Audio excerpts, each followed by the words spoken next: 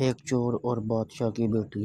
کسی زمانے میں ایک چور تھا۔ وہ ایک بادشاہ کے محل میں چوری کرنے کے ارادے سے گیا۔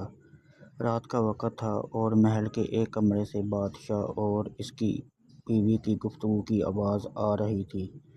وہ کھڑے ہو کر سننے لگا۔ اگرچہ ایسا سننا غلط ہے، ناجائز ہے، چوری ہے، لیکن چور تو چوری ہی کرنے آیا تھا، تو اسے سننے میں کیا چیز مانی ہوتی؟ آخر وہ چور ہی تو تھا۔ اس چور نے سنا کہ بادشاہ اپنی بیوی سے کہہ رہا ہے کہ میں اپنی بیٹی کی شادی ایسے آدمی سے کروں گا جو نہایت متقی و پرہیزگار ہو، بہت اللہ والا ہو۔ جب چور یہ بات سن رہا تھا تو اس کے دل میں خیال آیا کہ کیوں نہ میں کچھ ایسا بن کر دکھاؤں کہ بادشاہ میرے ہی ساتھ شہزادی کی شادی کر دے۔ دل میں ایک حرص پیدا ہو گئی۔ اب وہ چوری کرنا تو بھول گیا، لیکن دھوکہ دینے پر اتر آیا اور گھر جا کر بہت دیر تک سوچنے لگا کہ کس طرح میں اس بات میں کامیاب ہو سکتا ہوں۔ پھر ایک تدبیر اس کی سمجھ میں آئی کہ بادشاہ کے محل کے قریب ایک مسجد ہے۔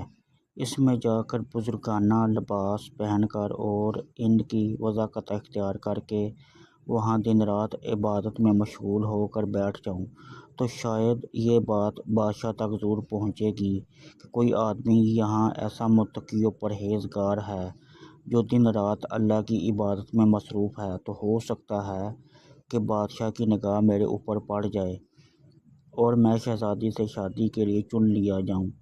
یہ اس چور کا ایک نہایت حقیر اور ذلیل دنیاوی مقصد تھا جس کے لیے اس نے یہ ارادہ کیا۔ پھر اس نے اپنے پروگرام کے مطابق بزرگانہ لباس و پوشاک وضاقت اختیار کر کے اس مسجد میں جا کر نمازوں پر نمازیں، ذکر و تلاوت، مراقبہ سب شروع کر لیا۔ دن گزرتے رہے اور لوگوں میں شہرت ہوتی گئی کہ کوئی اللہ والے نے بہت بڑے ولی یہاں آ گئے ہیں جو دن رات عبادت کرتے ہیں۔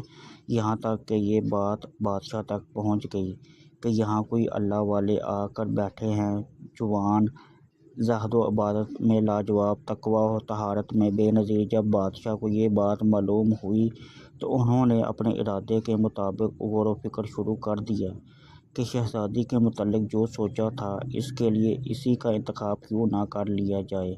بادشاہ نے اس سلسلے میں گفتگو کے لیے اپنے وزیر کو بھیجا۔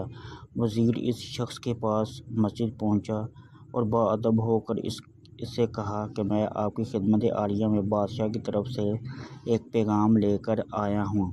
اس نے پوچھا کہ کیا پیغام ہے؟ وزیر نے بتایا کہ بادشاہ نے کئی سال پہلے یہ فیصلہ کر لیا تھا کہ وہ اپنی بیٹی کا نکاح ایک ایسے شخص سے کریں گے جو بڑا متقی و پرہیزگار ہو، اللہ والا ہو، اور وہ اس کی تلاش میں تھے۔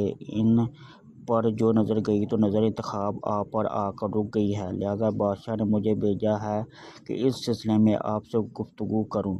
یہ شخص جو دراصل اسی تمنا و آرزو میں یہاں آ کر بیٹھا تھا، بہت دیر تک وزیر کی گفتگو سنتا رہا۔ اس کے بعد اس کی آنکھوں سے آنسو جاری ہو گئے۔ وزیر نے پوچھا کیا بات ہے؟ تو کہنے لگا آج جو پیغام لے کر آپ آئے ہیں یہ پیغام مجھے منظور نہیں۔ وزیر نے کہا کیوں منظور نہیں؟ اس شخص نے کہا کہ دیکھنے میں صاف صاف بات آپ کو بتاتا ہوں، میں اصل میں ایک چور تھا اور ایک مرتبہ بادشاہ کے محل میں چوری کے ارادے سے گیا تھا۔ پھر جو کچھ بھی ہوا اس کو سنایا اور اس کے بعد اس چور نے کہا کہ میں نے تو یہ وضاقت اسی حرص کی وجہ سے اختیار کی تھی، لیکن میں یہاں آ کر بیٹھا تو میرے خدا نے مجھے اپنا بنا لیا۔ اب بس اس کے بعد مجھے اور کسی کی ضرورت نہیں۔ میرے لیے میرا خدا کافی ہے۔ بے شک جب عبادت عبادت ہو جائے، نماز نماز ہو جائے، ذکر ذکر ہو جائے اور ہماری دیگر عبادتیں واقعی عبادتیں ہو جائیں تو بے شک یہ نمازیں اور عبادتیں انسان کو برائیوں سے روکتی ہیں۔